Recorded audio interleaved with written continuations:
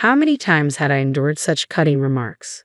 It seemed as though my worth was constantly questioned, my abilities scorned. I had entered into marriage with sincere affection, believing in the promise of happiness together. But as time wore on, that love faded into the ether. Instead, my husband's authoritative demeanor grew more pronounced with each passing day, burdening me even with the care of his own mother. I found myself teetering on the precipice of both physical and emotional exhaustion. If this trajectory persisted, I feared for my sanity. Yet in my darkest moment, an unexpected beacon of support emerged. My own mother-in-law, the very person whose care had become an additional weight on my shoulders. I'm happy to rewrite it for you. My name's Mary Wagner, and I'm 30 years old. After finishing university, I landed a job at a publishing company. However, I bid farewell to my career upon tying the knot, embracing the role of a full-time housewife. Friends often express their envy, assuming I must lead a charmed life. How fortunate you are to be a homemaker. Your husband must be quite successful, they remark. But the truth is, my married life lacks the joy they envision. In fact, it feels more akin to a descent into the depths of despair. The root cause of my unhappiness. My husband Jack. Our paths crossed in the workplace, and after 2 years of courtship, we exchanged vows. Jack, 3 years my senior, possessed a reserved demeanor, and we weren't exactly the epitome of affectionate partners. Nonetheless, I was drawn to his steadfast sense of self and mature demeanor. I envisioned a tranquil, content life together. That was my hope, at least.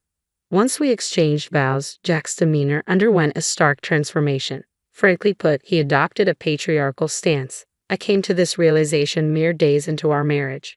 At Jack's behest, I embraced the role of a full-time homemaker, throwing myself into domestic duties from the onset of our union.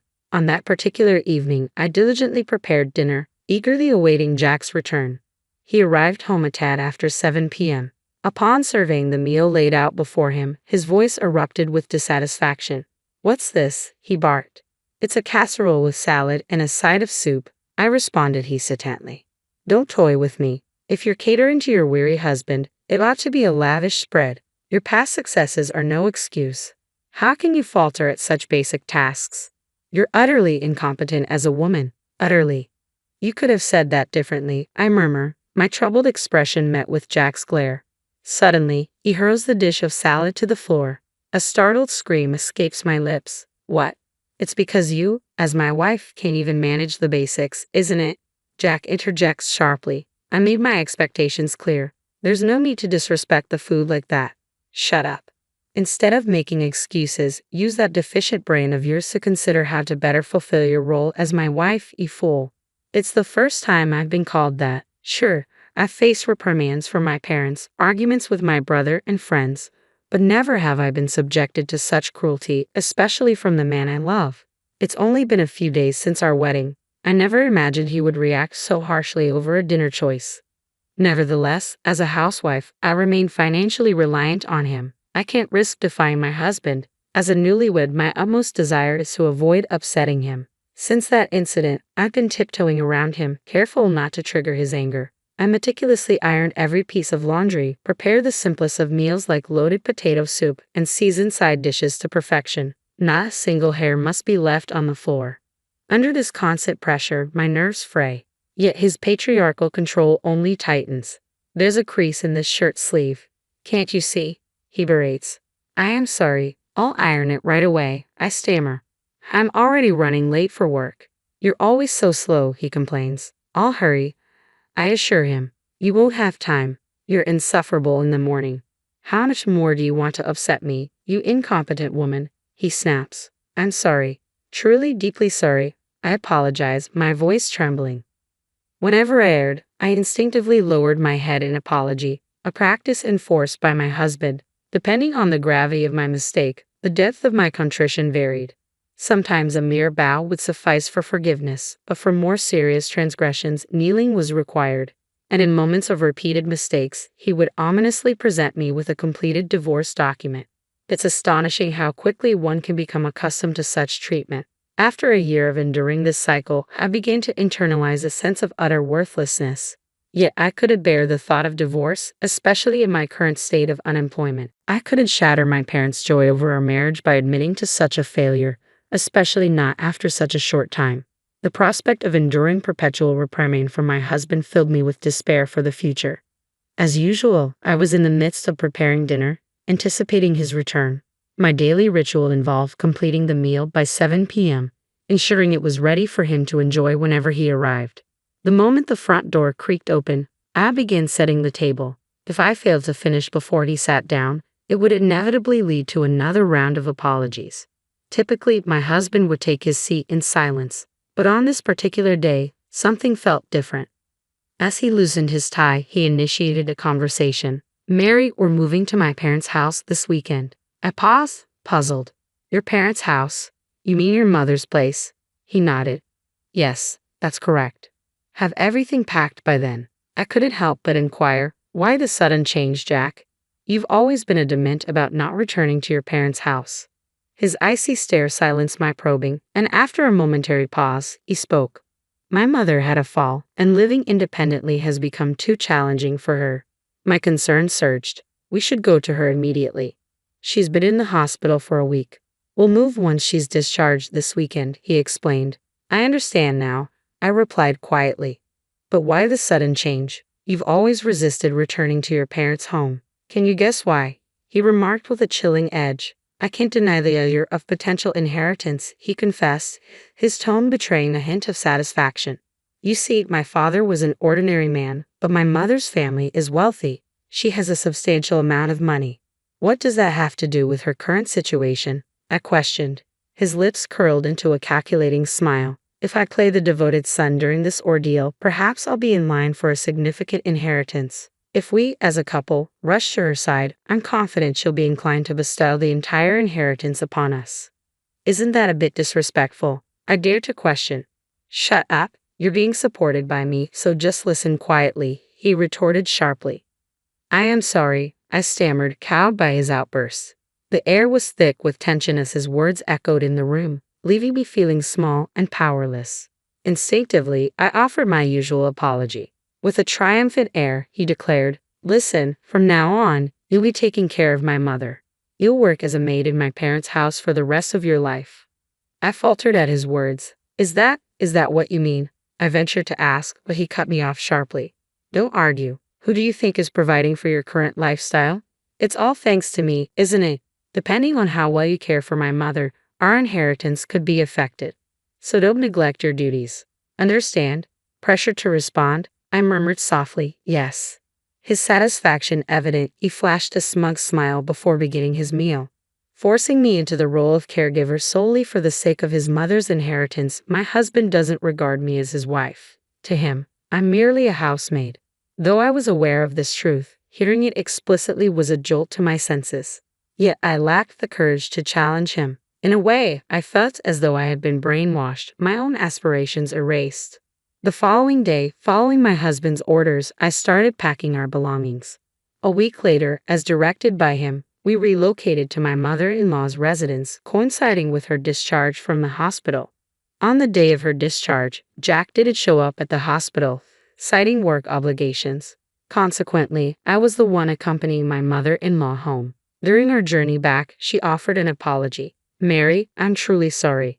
It's because of me that you're going through all of this. Don't worry about it. As a housewife, if I can lend you support while being at home, then nothing could be more important." I reassured her. "Thank you. But are you not bothered by how sudden this all is?" she inquired. "Well, the packing was a bit rushed, I suppose," I admitted. "I can imagine. Even I was taken aback by Jack's decision to move in with us. I wonder what prompted him to do this so abruptly." "Mary, have you heard anything?" she pressed. "No, I haven't heard anything," I replied softly. It wasn't surprising that my mother-in-law found the situation peculiar. Jack had always harbored a dislike for her, often expressing his grievances with remarks like, "She's a nuisance and I'd rather not be around her." Yet he swiftly moved in with her upon her hospitalization, driven by the prospect of her inheritance. To be honest, I was startled by Jack's sudden change in behavior. However, I couldn't bring myself to disclose the truth to my mother-in-law. Striving to maintain composure, I concealed my inner turmoil. Thus began my life as a caregiver, navigating the unfamiliar responsibilities alongside the household chores in the spacious family home. Even amidst our return to his parents' residence, Jack's domineering demeanor remained unchanged, subjecting me to verbal abuse almost daily. In my mother-in-law's absence, there was no respite from the demands of housekeeping and caregiving, and my days were consumed with ceaseless activity from dawn till dusk. This routine persisted for about a month until one day, while I was attending to my mother-in-law's needs, she expressed her concern. "Mary, have you lost weight again?" "No, no, please don't worry about it, Mother," I reassured her. "Are you certain? I noticed the same thing when you first moved in. You seemed much more fatigued compared to when you were newlywed," she remarked. She was correct. Over the course of our year and a half of marriage, I had shed 15 pounds. It wasn't due to skipping meals, but rather a diminished appetite and a lack of leisurely dining time. My mother-in-law discerned the changes in me, ones that even Jack hadn't noticed. Simply that acknowledgement eased some of my loneliness. Wanting to alleviate her concerns, I mustered a smile. "Don't fret over me, Mother. Just sharing these conversations with you each day brings me joy. Mary, let's steer away from this gloomy talk. Shall I attend to your other hand, Mother?" I suggested, attempting to lighten the mood. "Oh yes, please," she responded. Just as I began to assist her, my phone abruptly rang. "It seems to be Jack," my mother-in-law observed, causing my body to stiffen. Jack insisted I answer his calls promptly. However, with a wet towel in hand, I couldn't respond immediately. Yet I knew any delay would provoke his anger. Utilizing my elbow, I managed to tap the answer button and switched the call to speaker. "Hello," I greeted hesitantly. Instantly, a barrage of angry shouts erupted from the other end of the line. "Hey, don't play games. Why did you answer immediately?" Jack demanded furiously. I'm sorry. I was a bit preoccupied," I stammered, bracing myself for his wrath. "What? A maid should answer on the first ring. But I was occupied and couldn't," I explained. "Didn't I always tell you not to talk back? You're so frustrating. Why are you so incapable?" Jack's voice seethed with anger. I'm sorry," I apologized meekly. "Are you ensuring the old lady is properly cared for? The inheritance hinges on your performance. Do you understand?" he pressed. Being humiliated in front of my mother-in-law filled me with shame. Jack continued to hurl insults, branding me incompetent and bothersome before abruptly ending the call. Following Jack's tirade, a weighty silence engulfed the room. It was my mother-in-law who broke it. "Mary, was that Jack? Does he always speak to you like that?" Yes, but it's my fault. I am incompetent," I admitted quietly. "What nonsense is that? You're such a kind and wonderful girl, Mary," she reassured me with sincerity. "Mom, I can't ignore this, Mary. It's time to take a stand." "Huh." My mother-in-law then proposed a plan. Following her lead, I gathered all of Jack's belongings and deposited them in the yard before locking the front door. Together, we awaited Jack's return. Several hours passed before we heard noises from the entrance. It was likely Jack, but the locked door remained impassable. Ignoring the intercom's persistent chimes, I followed my mother-in-law's instructions. Eventually, my phone began to ring. It was Jack. Switching the call to speaker, I answered, "Hello." He began shouting immediately, "Hey, stop playing games. Open the front door this instant." "I can't do that." "What? What do you mean?" "This is your mother's directive." Unable to grasp the situation, he continued to shout, "Stop messing around and open it now." In response, my mother-in-law's voice rang out, cold and resolute. "The one who's messing around here is you, you fool." "Mom, I always knew you were distant, but I never imagined you would treat your wife like this." "No, that's not. I sensed something was amiss when you suddenly moved in to exploit your wife and rely on inheritance. How could you lead such a disgraceful existence?" my mother-in-law admonished. "No, that's not true," Jack protested. "What's not true? I have no intention of leaving you any inheritance. If you understand, get lost. This is my house. You will never be allowed back in." Flustered by my mother-in-law's accusations, Jack began pounding on the door. Through the phone, I could hear him pleading, "Please, do something. I have an ally in my mother-in-law. I won't be manipulated any longer," I declared with resolve. Addressing Jack firmly over the phone, I stated, "I want a divorce. I can't continue with you any longer." "What? What are you saying?" he exclaimed in disbelief. "Enough. I refuse to remain married to a man like you any longer. I refuse to squander my life. I refuse to sacrifice my own happiness for yours, I declared resolutely. D. Don't be ridiculous. You can't live without me, Jack protested. There's nothing I can't handle. No matter how difficult it may be, it's preferable to being with you. I will conquer any obstacle. I no longer require your presence in my life. I refuse to tolerate garbage like you, I retorted firmly. With that, I abruptly ended the call and blocked his number. His shouts could be heard from outside, eventually turning into cries of despair. My mother-in-law reported his disturbance to the authorities. Due to his disruptive behavior, he was escorted away by the police.